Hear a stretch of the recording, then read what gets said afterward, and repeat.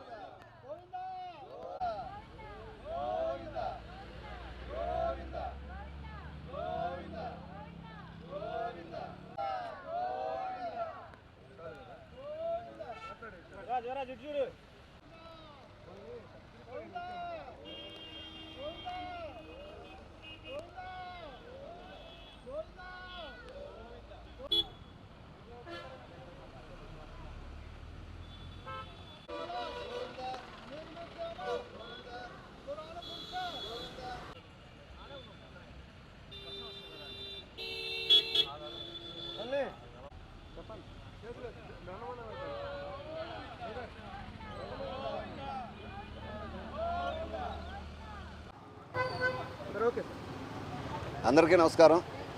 ఈరోజు చాలా సుదినం. నా పేరు శ్రీనివాసరాజు, ఎస్ఎల్ఈ గ్రూప్ చైర్మన్ని. అలాగే నాతో పాటు విజయవాడ నుంచి కాలినడకనే మా సోదరుడైన ఆంజనేయరాజు గారు, మా బావగారైన సూనాన్ రాజు గారు, అలాగే మా బంధుమిత్రులందరూ ఇప్పుడు రావడం జరిగింది. మేము గత 11 రోజుల క్రితం విజయవాడ నుంచి కాలినడకన బయలుదేరి తిరుపతి రావడం జరిగింది. ఇప్పుడు ఈ శ్రీవారి దర్శనానికి మెట్ల మీద వెళ్ళి శ్రీవారు అఖిలాండ మండపం దగ్గర స్వామివారి దర్శనం చేసుకుని మేము కొబ్బరికాయ కొట్టి దీక్ష విరమించడం జరుగుతుంది. ఇది మేము దీక్ష ఏంటంటే యాక్చువల్గా తెలుగుదేశం పార్టీ అధికారంలోకి రావాలని,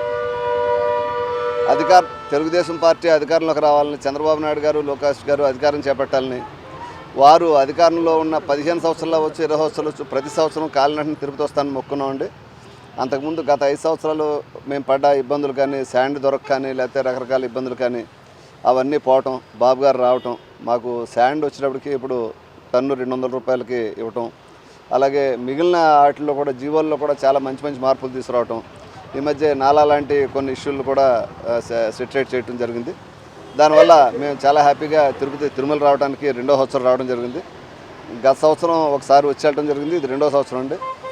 బాబు గారి పరిపాలనలో ఎవరు ఎలా ఉన్నారు అంటే, మేము గత 11 రోజుల్లో చాలా చోట్ల ఆగుతూ వచ్చినప్పుడు అక్కడ రకరకాల చాలామంది వ్యక్తుల్ని కానీ లేకపోతే మాట్లాడటం జరిగింది. వారందరూ చాలా హ్యాపీగా ఉన్నారనుకోవటం, అలాగే ఇదే గవర్నమెంట్ ఇలాగే 10-15 ఏళ్ళు కంటిన్యూగా ఉండాలని కోరుకుంటూ ఈ స్వామివారి దర్శనం చేసుకుని ఇంకొకసారి స్వామివారిని మొక్కుని వెళ్తామండి. Thank you.